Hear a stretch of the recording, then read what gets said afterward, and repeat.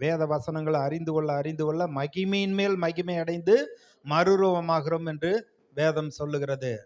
இந்த புறம்பான சரீரம் அழிந்தாலும், வயது ஆக ஆக சரீரம் தோய்ந்து போனாலும், தோலெல்லாம் சுருங்கி போனாலும், உள்ளான மனுஷன் நாளுக்கு நாள் புதிதாக்கப்படுகிறான்.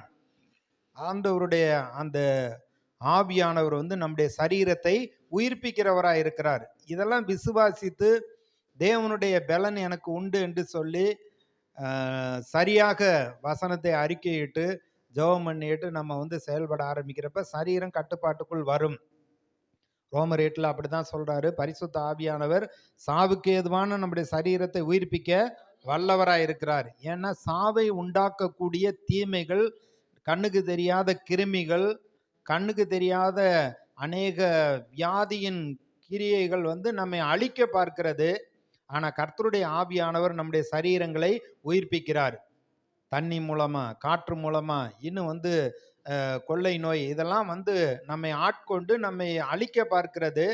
ஆனா அவருடைய இரத்தத்தின் மறைவில் இருக்கிறப்ப, உடன்படிக்கையின் இரத்தத்துல கர்த்தருடைய பந்தியில நாம் பங்கு பெறுகிற பொழுது அந்த ஜீவனானது நமக்குள்ளே ஒரு பலனை உண்டாக்குகிறது. அவரே நம்முடைய பரிகாரியாய் இருக்கிறார். அவர் நம்மை குணமாக்குகிறவராய் இருக்கிறார், பலப்படுத்துகிறவராய் இருக்கிறார். நம்முடைய நாட்களுக்கு தக்கதா பலன் இருக்கும்.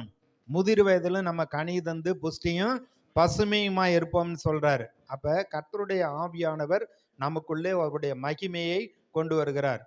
அதே வளர்த்தி தான், அதே கலர் தான், அதே ஆள் தான். ஆனா உள்ள ஆவியானவர் இருக்கிறப்ப அவர்களுடைய ஆவிக்குள்ளாக அப்பேற்பட்ட ஒரு மகிமை அவர்களை நிரப்பி இருக்கும். அப்படிதான் ஒவ்வொருவரையும் கர்த்தர் நிரப்புகிறவராய் இருக்கிறார். இந்த மகிமை உள்ள வந்த உடனே பாருங்க, பேதுருடைய வாழ்க்கையில வேலைக்கார பொண்ணை பார்த்து இயேசுவோடு கூட இவர் இருந்தான்னு சொன்ன உடனே அவர் எனக்கு தெரியாதுன்னு பயந்து ஓடினவர்.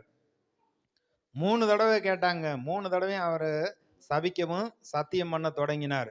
ஆனா தேவனுடைய வாக்கு தத்தம், யோவேல்னார் சொல்லப்பட்ட அந்த வாக்கு தத்தம் நிறைவேறின உடனே பாருங்க, அவர் தைரியமா எழுந்து பிரசங்கிக்கிறார். உங்களால் சிலுவையில் அறையப்பட்டவரும் தேவனால் மரித்தோரிலிருந்து உயிர்த்தெழுதப்பட்ட இயேசு கிறிஸ்துவுக்கு நாங்க சாட்சிகளா இருக்கிறோம். அவரே ஜீவாதிபதி, அவரை நீங்கள் கொலை செய்தீர்கள்னு அவ்வளவு தைரியமாக பிரசங்கிக்கிறார். அந்த பலன் எங்கிருந்து வந்தது? அந்த உயிர்த்தெழுந்த இயேசு கிறிஸ்துவுடைய வல்லமை, பரிசுத்த ஆவியானுடைய வல்லமை அவனுக்கு அப்பேற்பட்ட பலனை கொடுத்தது. அப்ப பரிசுத்த ஆவிக்குள்ள நம்ம நிறைந்திருக்க வேண்டும். இன்றைக்கு எல்லாவற்றால் நிரப்பு